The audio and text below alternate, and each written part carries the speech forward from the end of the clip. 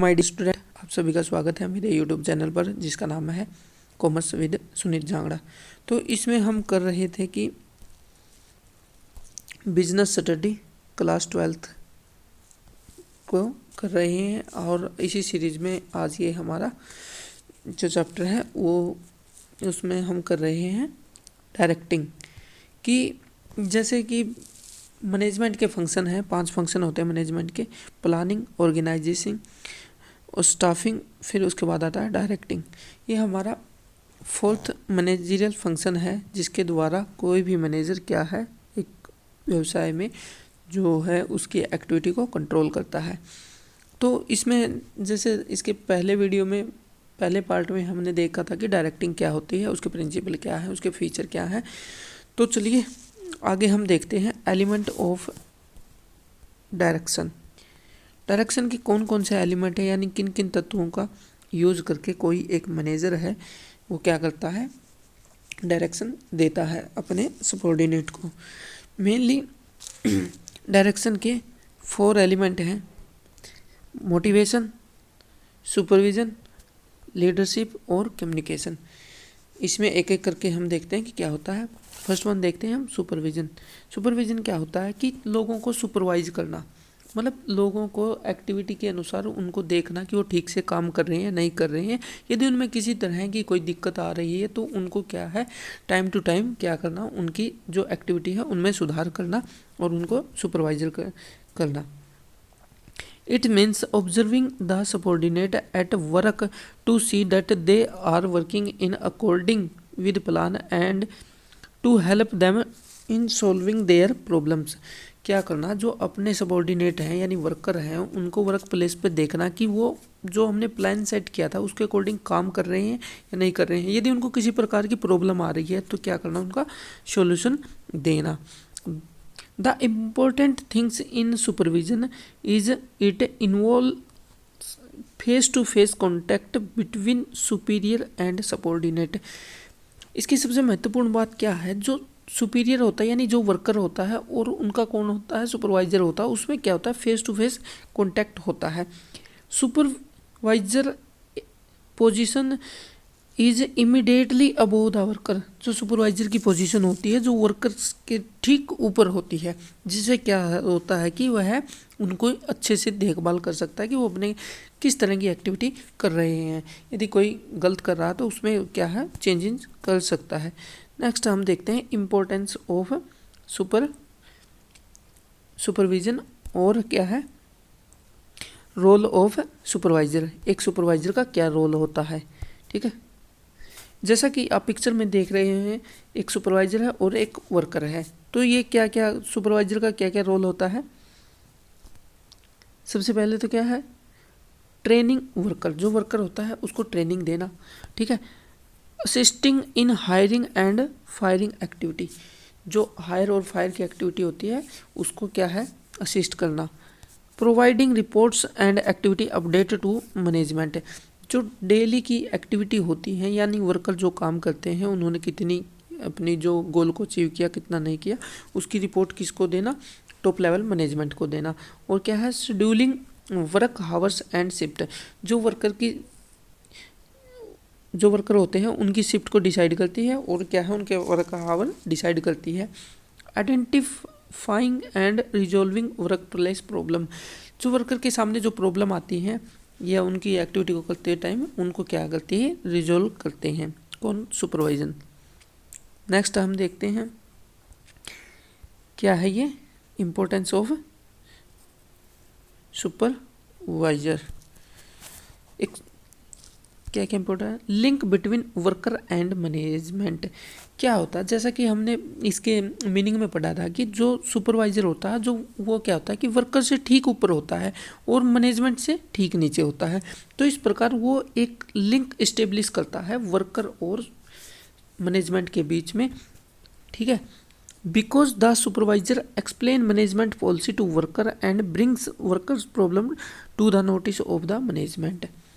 जो उन क्या है जो मैनेजमेंट की पॉलिसी होती है वो वर्कर को एक्सप्लेन करके बताता है और जो वर्कर की प्रॉब्लम है वो किसके नोटिस में डालता है, मैनेजमेंट के नोटिस में डालता है।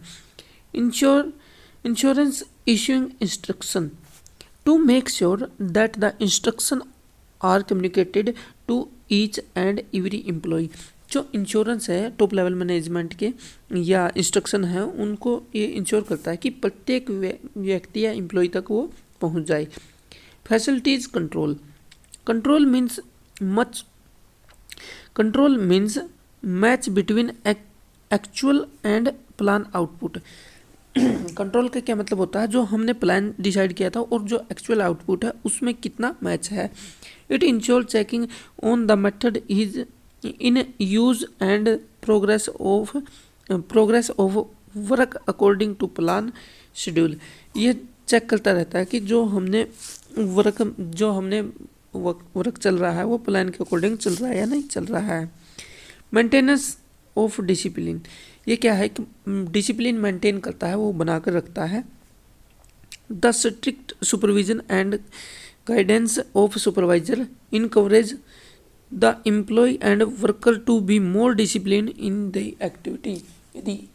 यदि कोई स्ट्रिक्ट सुपरवाइजर है तो वो क्या करता है, डिसिप्लिन अच्छी तरह से बनाकर रखता है। Feedback, the supervisors are directly dealing with the subordinate, वो डायरेक्टली डील करता है अपने सबॉर्डिनेट से, जिससे क्या होता है कि जो भी रिजल्ट होता है या फीडबैक तो होता है या वर्कर की किसी तरह की कोई सजेशन है या उनकी कोई प्रॉब्लम है तो क्या है उनको टॉप लेवल मैनेजमेंट है उनको डिलीवर कर देता है। ये improve motivation, A supervisor with good leadership, यदि कोई अच्छा सुपरवाइजर है, गुड लीडरशिप क्वालिटी है उसमें, can build up high moral among worker, तो वर्कर को क्या है वो ज़्यादा से ज़्यादा मोटिवेट कर सकता है, जिससे क्या होगा वो अच्छे से अपने 100% कैपेसिटी के साथ काम करेंगे। Optimum utilisation of resource, all the activities are under the observation of supervisor so less wastage and optimum utilisation of resource is possible. यदि अच्छे से सुपरवाइजर किया जाए सभी एक्टिविटी को तो क्या है उससे जो संसाधनों का अच्छे से यूज कर सकते हैं हम। ये क्या देखा हमने, सुपरविजन क्या होता है और इसके बेनिफिट क्या है। नेक्स्ट हमारे पास आता है कि मोटिवेशन।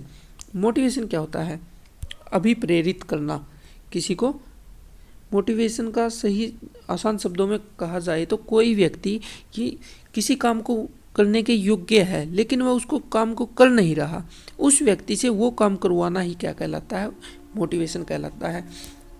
जैसे इनको क्या है, ये वर्कर है, इनको ये दिखाया जाता है कि यदि आप इस स्टेप पर पहुंच जाओगे तो आपको ये रिवार्ड दिया जाएगा या आपको ये मॉनेटरी और नॉन मॉनेटरी बेनिफिट दिया जाएगा। तो ऐसे करवाने की एक्टिविटी को क्या कहा जाता है, मोटिवेशन कहा जाता है। मीनिंग क्या है, it is the process of stimulating people to act to their best ability to accomplish desire goals. क्या है, ये एक प्रोसेस है जिसमें लोगों को क्या है मोटिवेट किया जाता है ताकि वो क्या करें, अकम्प्लिश गोल, जो उनकी इच्छित गोल है उनको प्राप्त कर सकें। It depend upon satisfying needs of people, ये किस पे डिपेंड करता है, लोगों की इच्छाएं हैं जो उनको पूरा करके उनको कंप्लीट करके क्या किया जाता है, मोटिवेशन किया जाता है। नेक्स्ट हम देखते हैं फीचर ऑफ मोटिवेशन। मोटिवेशन के क्या क्या फीचर हैं।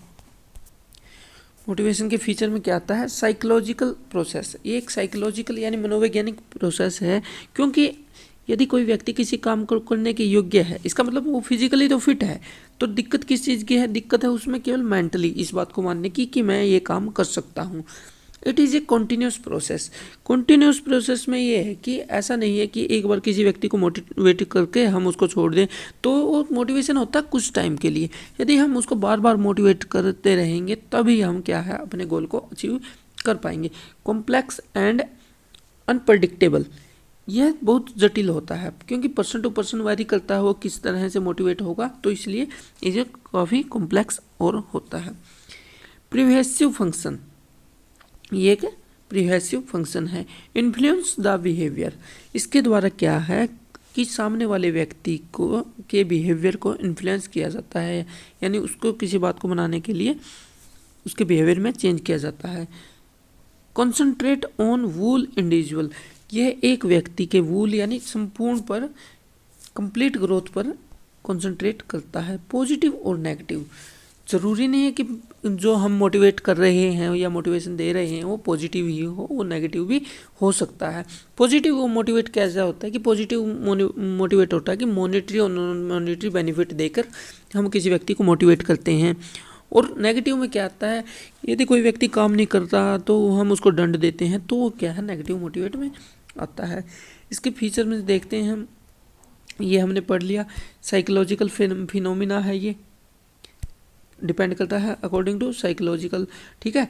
It is the personal and internal feeling which arise from the need and wants of a person. एक व्यक्ति की नीड से क्या है, ये शुरू होता है। Goal directed behaviour, it include people to behave in such a manner so that they can achieve goal. इसको ऐसे डायरेक्ट किया जाता है ताकि वह क्या करें, गोल को अचीव कर सकें। मोटिवेट कहना बी आइदर पॉजिटिव और negative. Positive motivate mean inspiring people to work better and appreciating a work that is well done. क्या है, किसी व्यक्ति को काम करने के लिए इंस्पायर करना, ठीक है, उसको अलग अलग तरह के बेनिफिट देना पॉजिटिव कहलाता है। लेकिन नेगेटिव मोटिवेशन क्या होता है, मीन्स फोर्सिंग, व्यक्ति को फोर्स करना, people to work by threatening, उसको धमकाकर या पनिशमेंट देकर क्या करना, उसको काम करवाना नेगेटिव मोटिवेशन में आता है। Complex process, it is a complex and difficult process. Individuals differ in their needs and wants and moreover human needs change from time to time। जो मानव की आवश्यकताएं हैं वह समय समय पर चेंज होती रहती हैं, इस प्रकार ये कॉम्प्लेक्स प्रोसेस है। नेक्स्ट हम देखते हैं मोटिवेशन प्रोसेस। मोटिवेशन को कैसे कर सकते हैं हम क्या क्या स्टेप होते हैं जिनको फुलफिल करके हम किसी व्यक्ति को मोटिवेट कर सकते हैं। इसमें मेनली 6 स्टेप आते हैं। फर्स्ट क्या आता है, फर्स्ट आता है अनसेटिस्फाइड नीड, ठीक है। सबसे पहले मोटिवेशन की ज़रूरत किसी पड़ेगी जिसकी नीड है, जो आवश्यकताएं हैं अनसेटिस्फाई हैं। यदि किसी व्यक्ति की सभी नीड है, आवश्यकताएं सेटिस्फाई है या संतुष्ट है अपने आप में, कहने की बात है, तो क्या है, उसको क्या मोटिवेशन की तो ज़रूरत ही नहीं पड़ेगी उसको। तो मोटिवेशन की ज़रूरत किसे पड़ती है, जिसकी अनसेटिस्फाई नीड होती है। अनसेटिस्फाइड नीड किसको जन्म देती है, टेंशन को जन्म देती है। फिर क्या है, ड्राइव्स आते हैं, उसकी अलग अलग खोज की जाती है, मैं ये कर लूँ वो कर लूँ। फिर सर्च बिहेवियर, इसमें देखा जाता है कि कौन सा बेस्ट ऑप्शन है। फिर सेटिस्फाई नीड, इससे क्या है, ऐसा करने से उसकी नीड सेटिस्फाई हो जाती है। और रिडक्शन ऑफ टेंशन, और व्यक्ति की जो टेंशन है या तनाव है वो दूर हो जाता है और व्यक्ति मोटिवेट या फ्री फील करता है। ये भी प्रोसेस है। It is based on human need पे बेस है। अनसेटिस्फाइड नीड होती है, फिर टेंशन होती है, फिर ड्राइव होता है, फिर सच बिहेवियर, और सेटिस्फाइड नीड हम उसकी नीड को सेटिस्फाई कर देते हैं, जिससे क्या होता है, रिडक्शन ऑफ टेंशन हो जाते हैं और क्या मोटिवेट हो जाता है। एन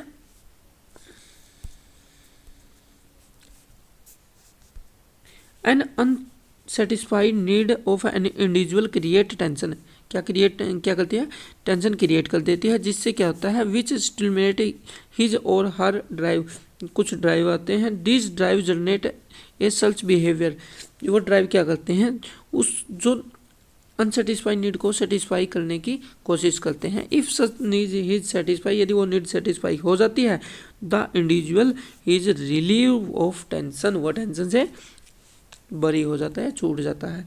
अब देखते हैं कि इम्पोर्टेंस क्या क्या है इसके मोटिवेशन के जैसे कि हम मीनिंग से पढ़ते हैं कि किसी व्यक्ति से काम करवाना। यदि कोई व्यक्ति मोटिवेट हो जाता है तो उससे बेनिफिट किसको होता है, ऑर्गेनाइजेशन को बेनिफिट होता है। क्यों, क्योंकि अचीवमेंट ऑफ ऑर्गेनाइजेशन गोल, यदि व्यक्ति मोटिवेट होकर काम करेगा तो उससे हम ऑर्गेनाइजेशन जो गोल है उसको क्या है, आसानी से प्राप्त कर सकते हैं। Motivation puts human resource into action by satisfying their needs through appropriate reward देकर उनकी क्या करना, मोटिवेट करना।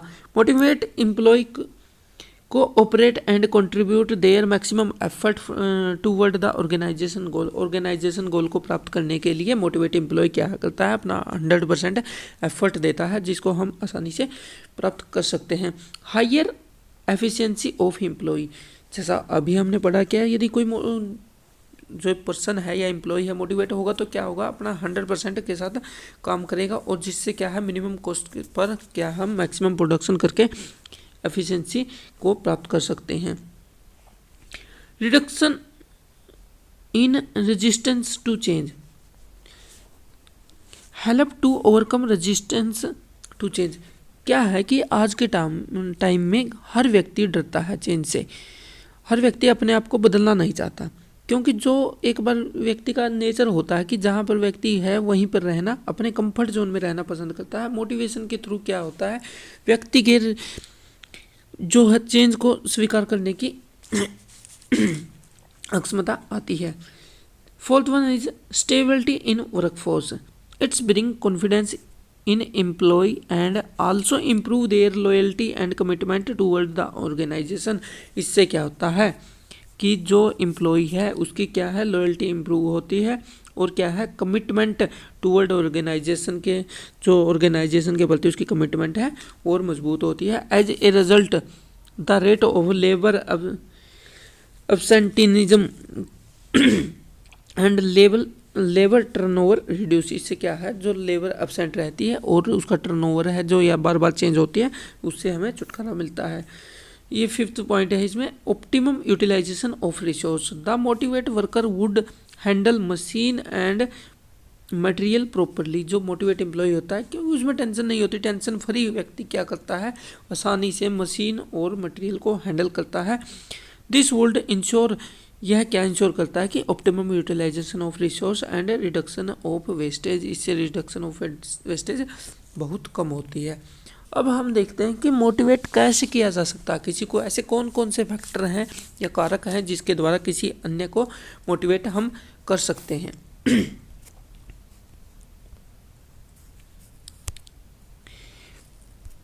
Mainly financial and non financial initiative होते हैं। Initiative means all measures which are use to motivate people improve performance, people की performance को improve करने के लिए जो उसको दिया जाता है उसको इनिशिएटिव कहा जाता है। काइंड ऑफ इनिशिएटिव किस प्रकार के होते हैं, एक फाइनेंशियल होता है, एक नॉन फाइनेंशियल होता है। फाइनेंशियल में क्या आता है, पैसे से रिलेटेड आता है, जो भी पैसे से रिलेटेड हम बेनिफिट देते हैं वो इसमें आता है। प्रॉफिट शेयरिंग, इसमें क्या होता है कि हम प्रॉफिट देते हैं किसको, एम्प्लॉय को, यदि वो अच्छा काम करता है तो उसको प्रॉफिट देते हैं हम। नॉन फाइनेंशियल में क्या है, स्टेटस, उसकी अच्छी स्टेटस होती है। और फाइनेंस में क्या है, ये ऐसे ऐसे पे एंड अलाउंसेस, उसको अलाउंसेस देना, पे देना, बोनस देना, ठीक है। रिटायरमेंट बेनिफिट देना, रिटायरमेंट पे क्या है उसको अच्छा बेनिफिट देना, ज़्यादा पैसे देना। परक्यूजिट होती है पैसे के अलावा और सुख सुविधाएं देना। Productivity linked ways in country, ठीक है। को पार्टनरशिप और स्टॉक ऑप्शन, इसमें क्या है को पार्टनरशिप देना, उसको स्टॉक ऑप्शन दे सकते हैं। इससे क्या होता है हम अच्छे से वो कर सकते हैं, मोटिवेट कर सकते हैं।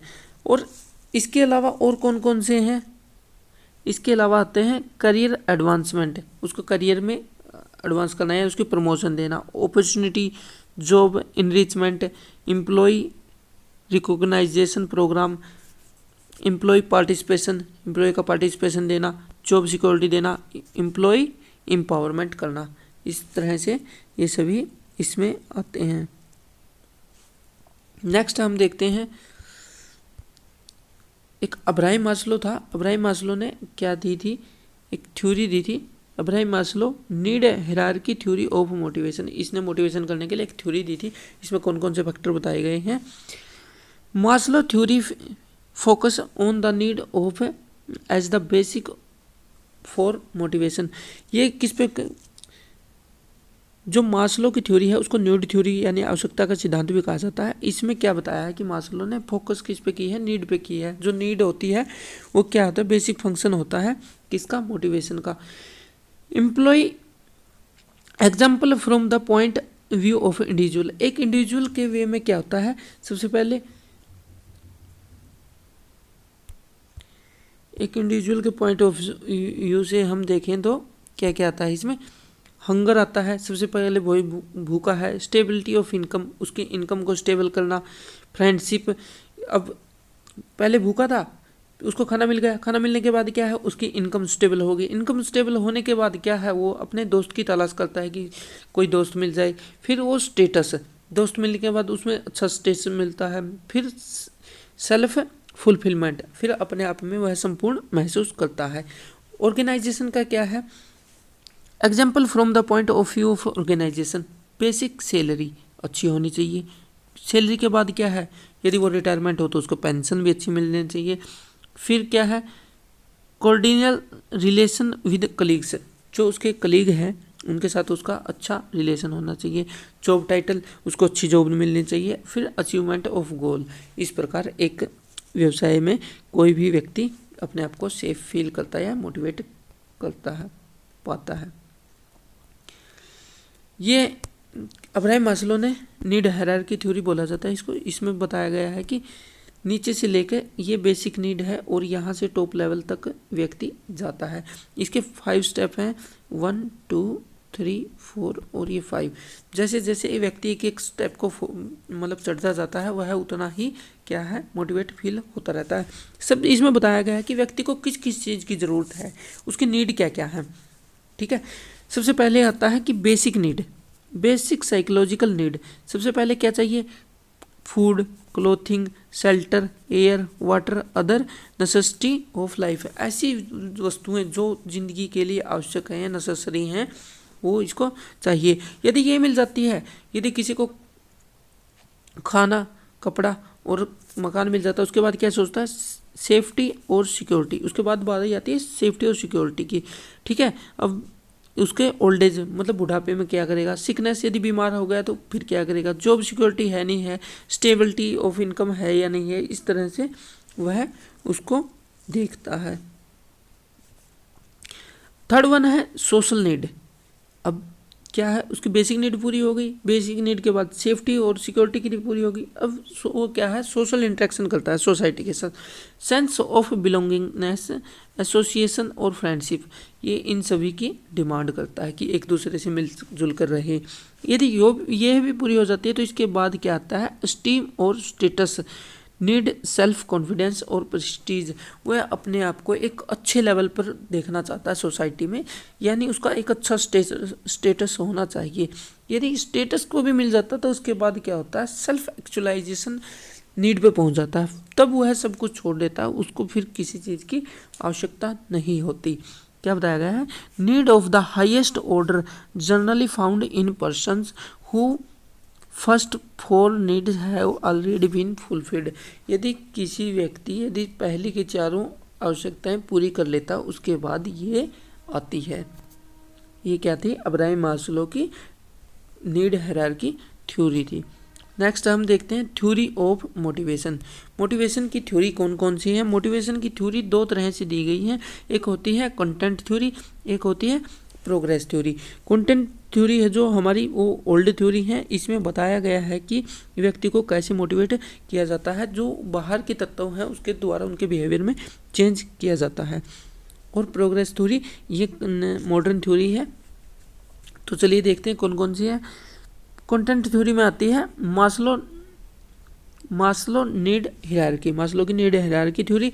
और हर्ट्जबर्ग की क्या है मोटिवेशन हाइजीन थ्योरी, मैकलेलैंड की नीड थ्योरी और अल्फर्ड की ERG थ्योरी। ये सभी थ्योरी कौन सी हैं, चारों की चारों ये थ्योरी है हमारी कंटेंट थ्योरी। और आती है हमारी प्रोसेस थ्योरी। प्रोसेस थ्योरी में आती है वरूम एक्सपेक्टेंसी थ्योरी, एडम की इक्विटी थ्योरी और गोल सेटिंग थ्योरी और रेनफोर्समेंट थ्योरी। ठीक है, ये जो थ्योरियाँ हैं 12th क्लास में ओनली कौन सी है, अब्राहम मास्लो की थ्योरी है। ये सिर्फ नॉलेज के लिए बताया है कि मोटिवेशन की ये थ्योरी है। और इसके साथ ही आज हम इतना ही करते हैं। तो thank you, do subscribe my YouTube channel, like and share commerce with Sunit Jangra. ठीक है, आपका कोई सजेशन है तो आप कमेंट कर सकते हैं, यदि कोई क्वेरी है तो वो भी कमेंट कर सकते हैं। Thank you.